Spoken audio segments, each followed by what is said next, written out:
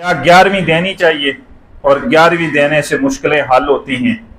کون سی 11ویں میرے بھائی، اور کون سی مشکلیں حل ہوتی ہیں؟ یہ 11ویں 12ویں 13ویں یہ ہمارے کھانے کا ذریعہ ہے، کوئی مشکل حل ہے؟ بلکہ الٹے آپ لوگ مشکل میں پڑتے ہو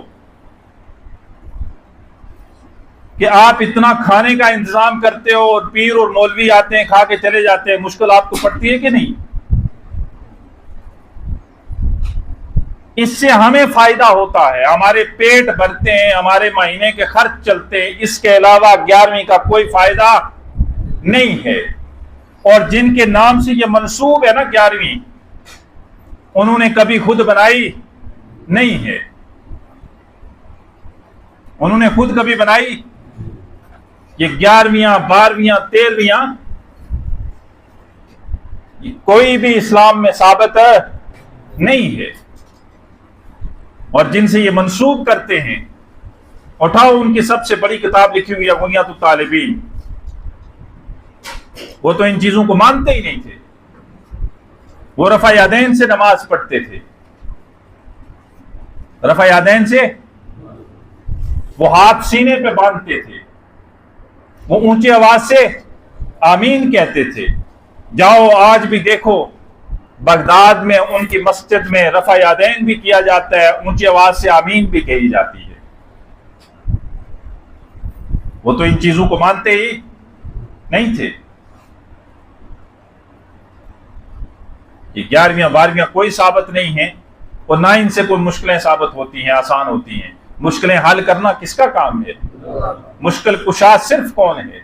اللہ ہے۔ حاجت روا صرف کون ہے؟ داتا اور دستگیر صرف کون ہے؟ اللہ ہے۔ غوث اعظم صرف کون ہے؟ اللہ ہے۔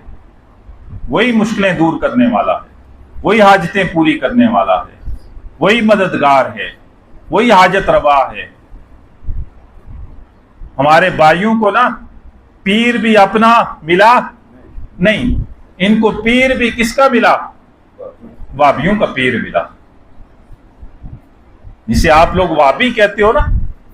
شیخ عبد القادر جیلانی علیہ رحمہ وہابی تھے، آپ لوگ وہابی کہتے ہو، وہ توحید پرست تھے۔ اور یاد رکھیے گا، اللہ کا ولی ہوتا ہی کیا ہے؟ توحید پرست ہے۔ مشرک مسلمان نہیں ہو سکتا، اللہ کا ولی کیسے ہوگا؟ مشرک کے پیچھے نماز نہیں ہوتی، وہ اللہ کا ولی کیسے ہو گیا؟ جو قبروں کے آگے جھکے، جو قبروں پہ منتے مانے، جو قبروں کو سجدے کرے، وہ کبھی اللہ کا ولی ہو سکتا ہے؟ جو قبروں پہ مجاور بن کے بیٹھے، وہ کبھی اللہ کا ولی ہو سکتا ہے؟ نہیں۔ میرے آقا نے ان سب چیزوں سے سختی سے منع کیا۔ اسلام میں قبر کا پختہ کرنا، اس پہ مجاور بن کے بیٹھنا، اس پہ چادریں چڑھاوے چڑھانا، اس پہ الٹ اور الٹ عرس منانا، یہ اسلام میں جائز نہیں ہے۔